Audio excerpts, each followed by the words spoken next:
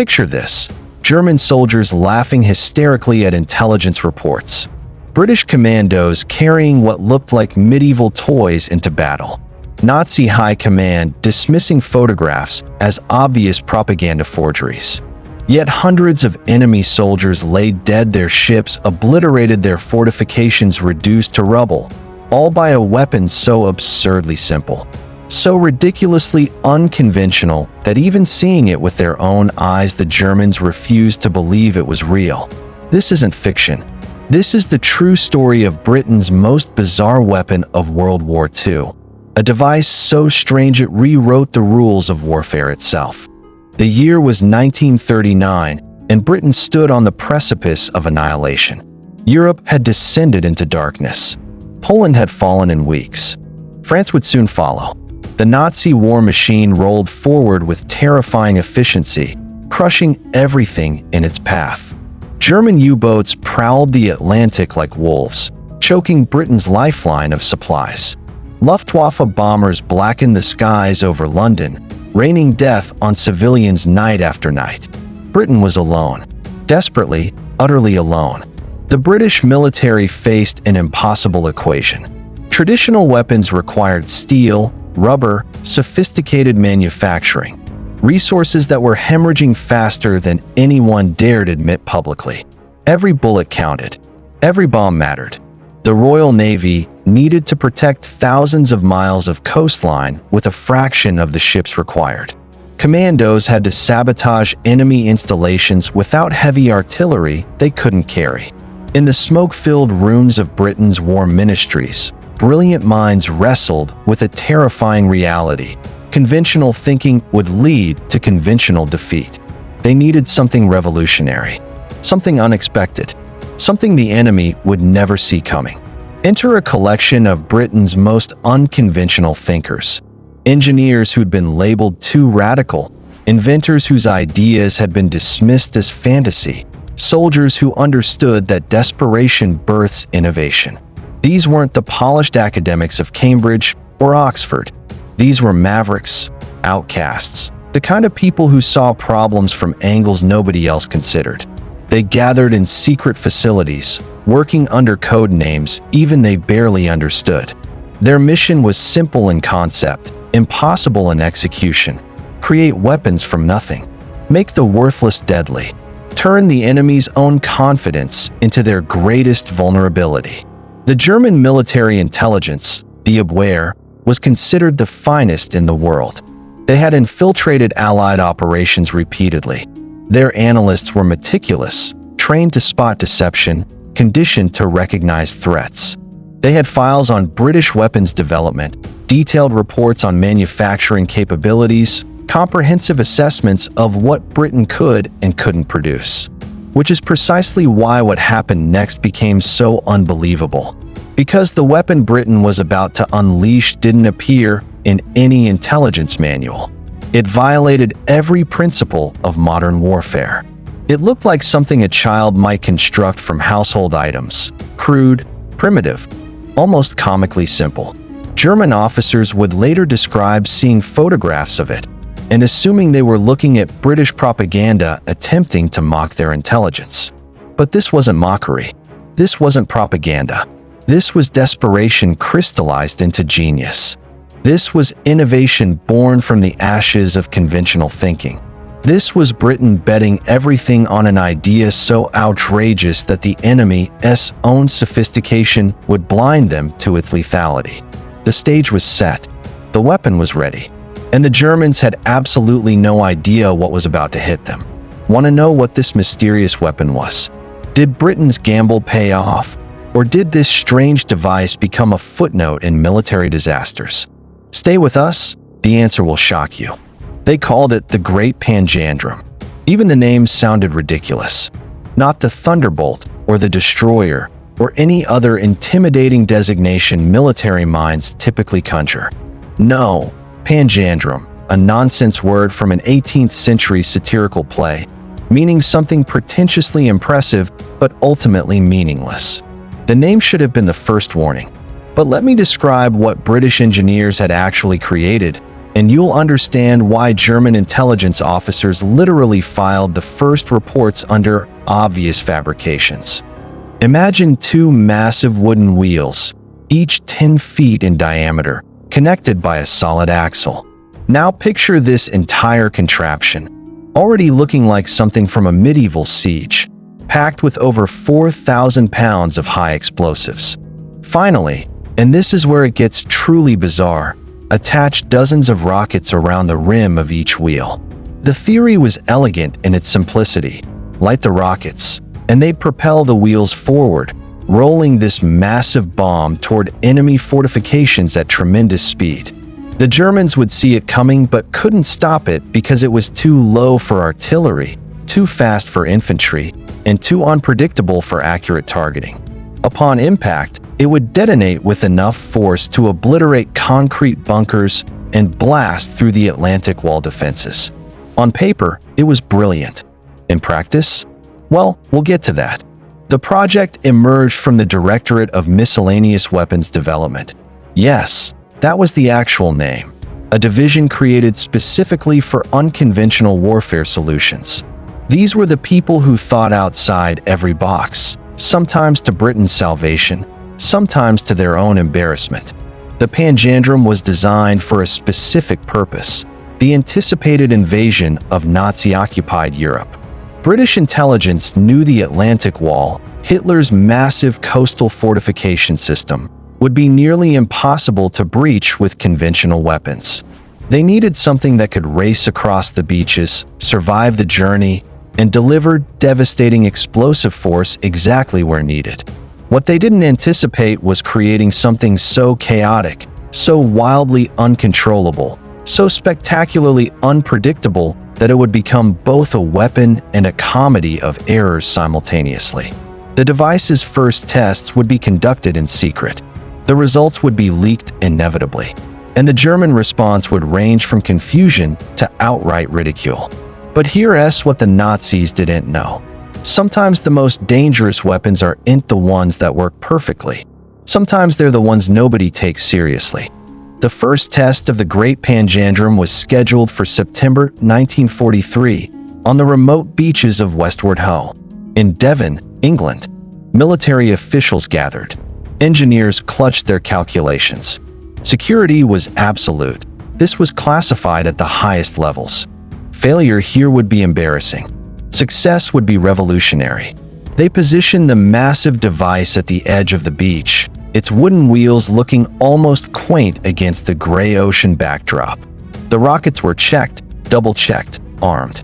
Observers retreated to what they hoped was a safe distance. Someone gave the signal. The fuses were lit. For exactly 3 seconds, everything went according to plan. The rockets ignited with a thunderous roar. Smoke erupted from dozens of points around both wheels. The Panjandrum lurched forward, gathering speed, rolling toward the imaginary enemy fortifications with surprising momentum. Engineers exchanged excited glances. This might actually work. Then physics decided to have an opinion. The first rocket burned out prematurely. The asymmetrical thrust caused the entire device to veer left. More rockets failed, not in any predictable pattern, but randomly, chaotically. The Panjandrum began to spiral. Then it started jumping.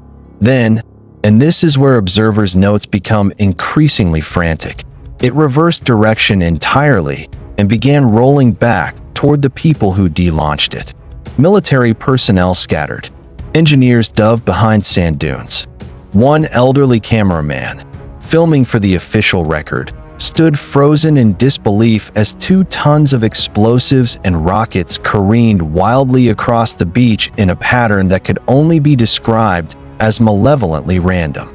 The device finally exhausted its propellant and collapsed on its side, unexploded, having terrorized everyone present but harmed no one. The mystery wasn't whether the Panjandrum worked. The mystery was whether it could ever be controlled. But here's where the story takes a darker turn. German intelligence knew about these tests. Spies were everywhere in wartime Britain. Locals talked. Workers in pubs mentioned strange activities on beaches. Within weeks, Reports reached Berlin describing a large-wheeled explosive device that the British were testing. The WWII analysts examined the intelligence. They looked at descriptions of wooden wheels, rockets, and unpredictable rolling patterns. They considered Britain's desperation, their lack of resources, their need for innovative solutions. And they concluded it was disinformation. Not just unlikely, impossible. Surely the British wouldn't actually build something this ridiculous. Surely this was a deliberate leak meant to waste German time and resources preparing for a weapon that didn't exist. The reports were filed away, stamped with low priority, occasionally brought up in meetings as examples of British propaganda attempts. This disbelief was exactly what made the Panjandrum so mysterious. It existed in a strange quantum state, real enough to be tested, absurd enough to be dismissed, dangerous enough to be classified, ineffective enough to be nearly abandoned. British engineers went back to work. They added more rockets. Surely more power would solve the control issues. They tried different configurations. They experimented with the timing of ignitions. They tested on different terrain. Every single test produced new and creative forms of chaos. One attempt saw the Panjandrum veer into the ocean, where it bobbed menacingly before the explosives were waterlogged into uselessness. Another test featured the device somehow gaining enough speed to become briefly airborne, landing in a manner that suggested the laws of physics had taken personal offense. A third demonstration saw it break apart mid-roll, sending flaming rocket-propelled wooden debris in directions that seemed to violate geometry. Yet something fascinating emerged from these failures. Unpredictability itself became a form of weapon. Think about it from a soldier's perspective. You're manning defenses on the Atlantic Wall. You've trained for artillery. You've prepared for tanks. You understand airborne assault. Then you see this thing, rolling toward your position, spewing fire, changing direction randomly, utterly immune to any tactical response because it doesn't follow tactics. It doesn't follow reason. Terror doesn't require accuracy. Sometimes terror requires only the unknown.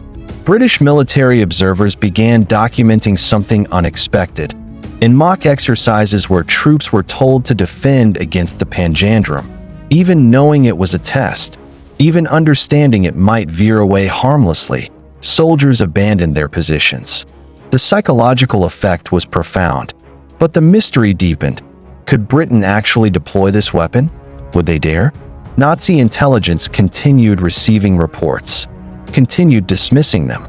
They had photographs now, grainy images of something that looked like a carnival while gone rogue. German high command showed these images to engineers, who laughed, showed them to tactical planners, who scoffed, showed them to field commanders, who asked if this was some kind of joke. Nobody considered that perhaps the joke was on them. That perhaps Britain's greatest trick wasn't making the Panjandrum work. It was making the enemy believe it couldn't possibly be real. The mystery wasn't what the weapon was. The mystery was what it meant. By early 1944, something had shifted in the corridors of German military intelligence. Reports about the Panjandrum kept coming. Not fewer reports, more. Different sources. Independent confirmations. Beach tests witnessed by multiple civilians. Requisitions for materials that matched the construction requirements. Photographs from different angles, different dates. A few analysts began asking uncomfortable questions. What if this wasn't disinformation? What if the British were actually this desperate, this unconventional, this willing to embrace weapons that defied all military doctrine? One WWII officer wrote in a memo that surfaced after the war, "The British capacity for both brilliance and absurdity within the same project continues to confound standard assessment protocols." It was perhaps the most diplomatic way of saying, we have no idea if they read genius or insane. The Nazi high command found themselves in a peculiar position.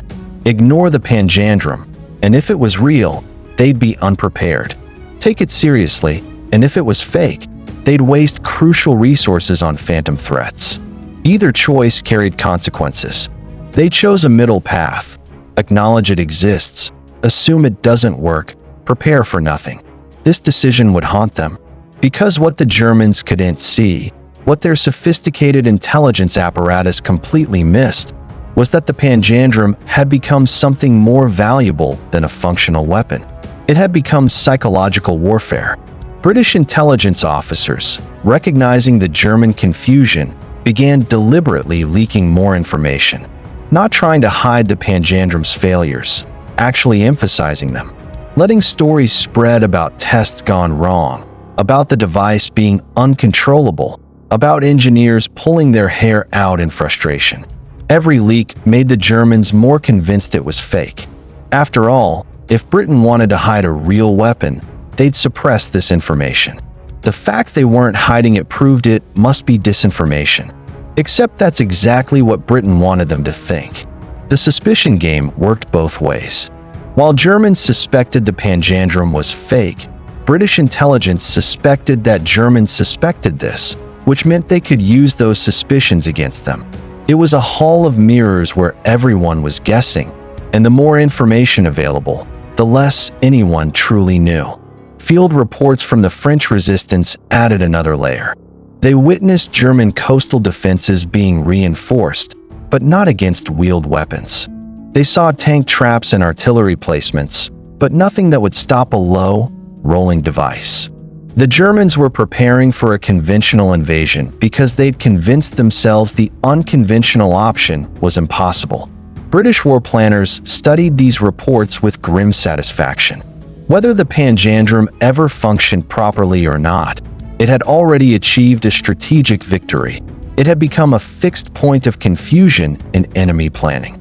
Suspicion became its own weapon. Doubt became its own ammunition.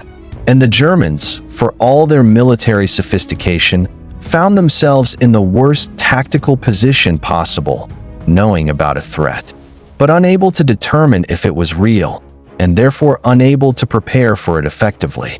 The invasion of Europe was coming. The Panjandrum's fate would soon be decided. And nobody, not the British, not the Germans, possibly not even the device itself, knew what would happen.